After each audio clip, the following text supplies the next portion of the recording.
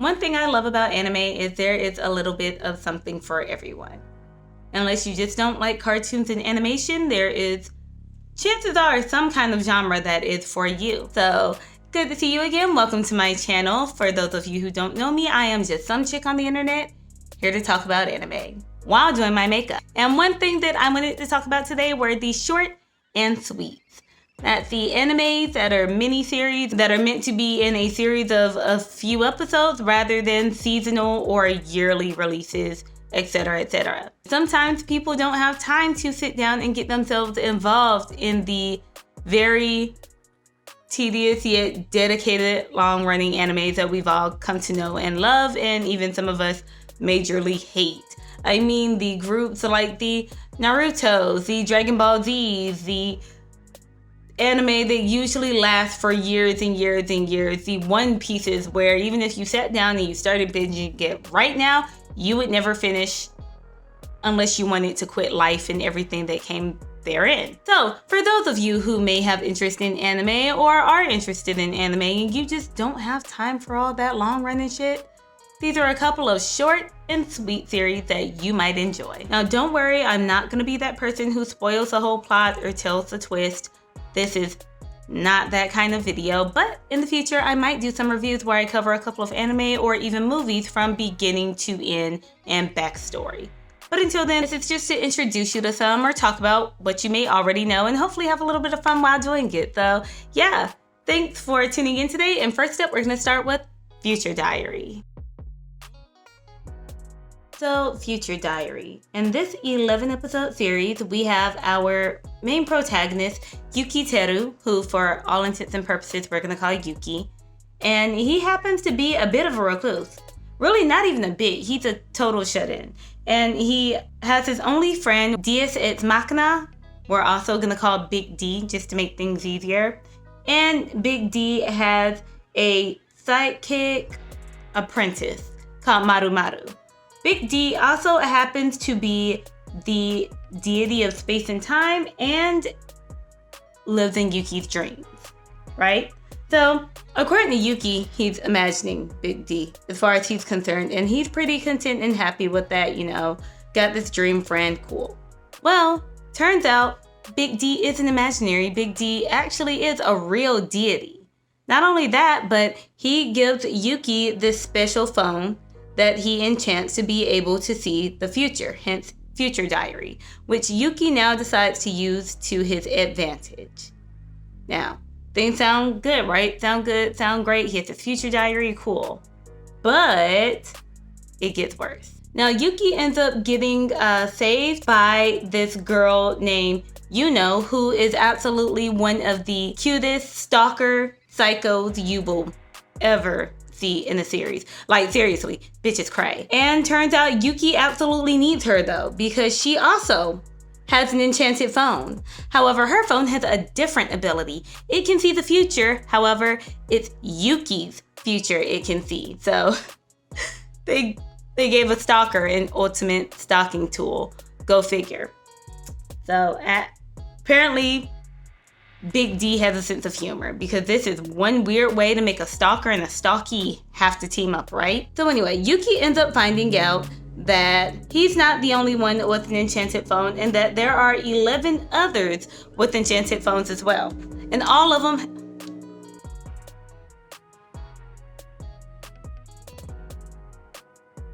So Yuki quickly finds out that there are 11 other people, including Yuno, who also have enchanted phones. And all of the phones have different powers. But wait, there's more. Turns out Big D has been coming to all 11 of, well, 12 including Yuki, all 12 of these people in their dreams, and he's pretty much been scouting out participants for his battle royale style deathmatch that he's making them enter into, because why not? Frankly, he wants a replacement. He's tired of being the deity of space and time and all that kind of jazz, and he's dying. He wants a replacement. This is his twisted way of doing it. So the catch is, if they decide not to participate, the world ends. And when they do participate, whoever wins now takes over his place as the deity of space and time, and he gets to die and go on about his business. I don't know. And that's where everything unfolds and the real story picks up. Now, this is one of my favorite short and sweets because it has a lot of twists and turns to it. You do get emotionally involved, and the animation style is kind of dark and fast-paced, and I really love that type. Now, this one is not for small children, okay? Tell you the truth, it's not really for children, period, because it does have sex, murder, of course, with it being battle royale type of deal, and lots and lots and lots and lots of violence to it. Lots of violence. But it's definitely a goodie that I would suggest anybody who likes that kind of theme out there to check out. And again, it is not for the faint of heart. Now, although it is the first Battle Royale series I've listed so far, it won't be the last. Which brings us to our second one. Junni Taisen, Zodiac War. Not to be confused with Jujutsu Kaisen. Junni Taisen Zodiac War is also a favorite of mine and the second Battle Royale style in the series. It starts off with 12 mercenary warriors from around the world are pretty much gathered to fight in the Zodiac War, which happens about every 12 years. They each take on the animal of the Chinese calendar, so each person has a different animal. You have the boar, the chicken, the horse, etc., etc. And each of the warriors entering the battle has to swallow a beast gem, which actually is poison that pretty much keeps them on track. So once you start the tournament, you can't just go, nah, you know what, never mind, I'm out. The only way to end this battle is to die or be killed. So there's that. And the winner of the battle gets not only the antidote for the beast gem, but they also receive one wish in the world. And it could literally be anything. And from there you have all of the warriors trying to win by any and every means necessary, and the fighting is absolutely on point. Like, these battles are damn near poetic. This show had me like a complete zombie in front of the TV watching it. I was enthralled. You were torn between who you wanted to win, who you thought was going to win, who was a better fighter, who was a better strategist, and there was a little twist to it that you kind of don't really see coming at all, really. It actually took me by surprise, and I think TV gets pretty predictable nowadays, so that's not easy to do. All in all, though, the backstories is what had me really locked into some of the characters and really torn on who I wanted to win versus who I thought would win. So much depth, and it gave you real understanding to how these people became who they were and what kept them driven, or at least what kept them going in some cases. But watch the show, you'll see for yourself. Again, this is also one of a lot of violence, pretty good amount of gore, pretty dark themes, and needless to say, also not for children.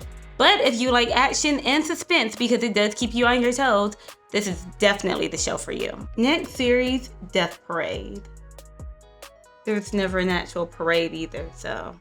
Even though this show is pretty bleak, it's amazing in itself. From the animation, even to the character development, with the memories coming back and everything. And the soundtrack was pretty dope. Like, it was all pretty dope. Even the intro, I still love. And I'm really not the biggest intro fan. Like, I'm one of those, I'll watch the intro, maybe the first episode, just to see what it's like. And then if it happens to change throughout the series that one time, and that's about it.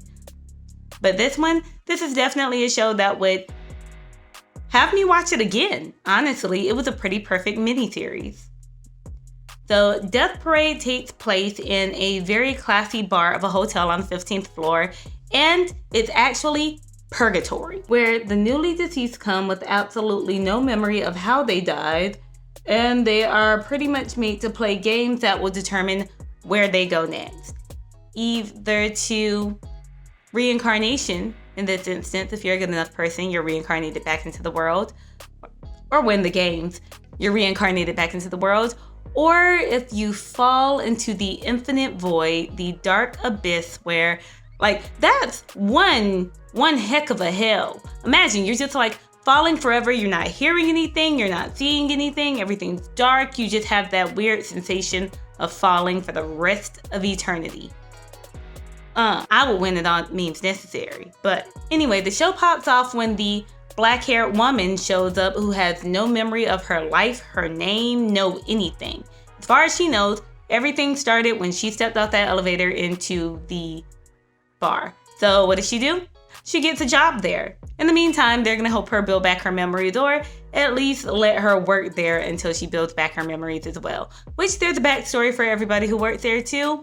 It gets really good. While she's working there, she's just learning from the arbiter of the bar, Decim, who, like I said, runs things. And she's learning about the games, the people, the series, and pretty much how the whole bar purgatory scene works.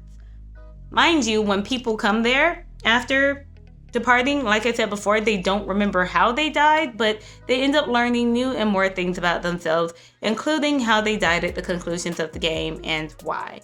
So yeah, it's a really good series. There are different people, themes, and games in each episode, and I think this is one that actually keeps you on your feet, but it's short enough where you really could binge it in a day.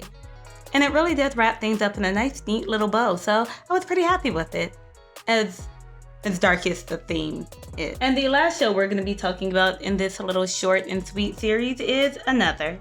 I'm starting to realize there's a trend here. The anime I watch tends to be pretty dark, I guess, and this one is no different. Yeah, I should have left that pink line alone, but we're here now and we're going for it. So Another starts off with our first protagonist, Koichi, who has now transferred to the dreaded cursed classroom of 3-3. That's where he meets Mei Masaki, which is a mysterious girl with an eye patch, because you can't have a creepy middle school if there's not a kid with an eye patch, right? And there's lots of weird behavior that centers around this classroom.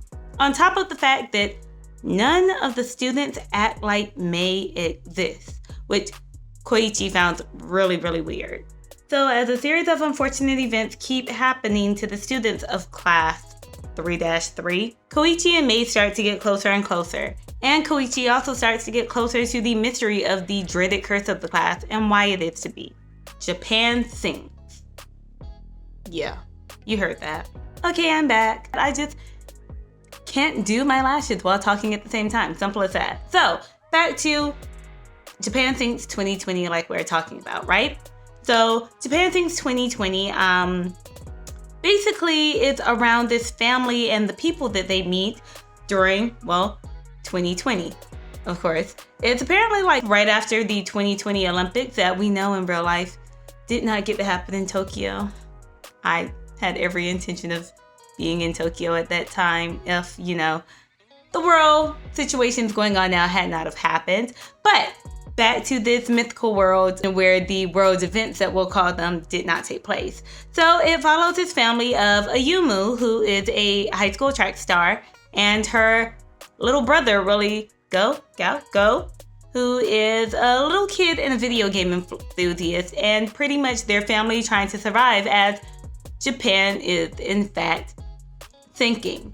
And it's quite frankly because the something about the volcanoes underneath, including Mount Fuji itself being a volcano, are erupting, and because of that, the tectonic plates are shifting, and because of that, Japan is sinking all the way around. It is completely just sinking into the ocean slowly as it goes. And because of this, it's causing all kinds of extreme conditions, and of course, earthquakes galore, things collapsing, all kinds of just chaos, and their whole worlds and their whole lives falling apart. So not only are they dealing with the world falling apart, or the world as they know it, but they're dealing with how people are acting and how people are losing their minds, or losing their morality, or even gaining some things in the process. And this story just revolves around their family trying to survive and trying to get out of Japan. Now, even though it is based on a family, it is incredibly sad. Seriously, be prepared to have your feelings hurt. Be prepared to cry, to whine, to whimper, all that good jazz, because I did it all. I went through a litany of emotions with this show, from being pissed at Ayumu's bratty behavior, kind of understandable, people cope with things in different ways, to being sad about a lot of the things that are happening. And this, again, the style is, the animation style is very old school deliberate. I was gonna call it juvenile, but it's not juvenile. It's very old school deliberate. You can tell it's very purposeful to have that old school feel, and I guess to pay homage to the 1973 novel that it was based off of, so I'll go with that. But due to that, people would look at it and automatically assume, oh, this might be something I can watch with my kids and my family. No. No, don't do it to them. Don't. You will traumatize your children. Just don't, okay? Nah. All in all, it's still an absolutely great series too, and another one that you could sit down for like 1 or 2 days and just binge through. It definitely captures the importance of family and bonding and the things that you do for each other, and what you're willing to do for yourself to survive as well. So, I wanted to add a little bit more of the Fenty Diamond Balm. I know it's for an all over face and body shimmer, but I typically tend to use it like a highlighter.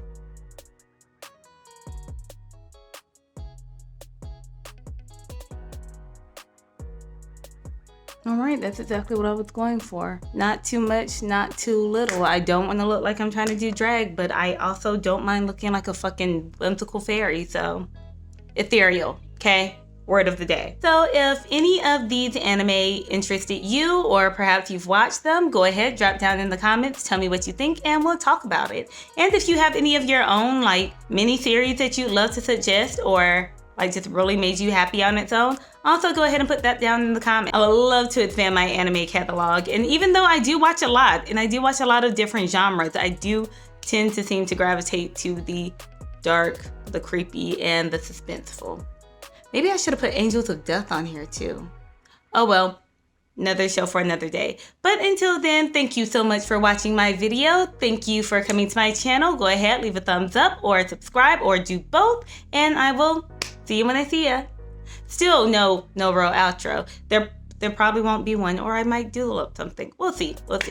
Bye.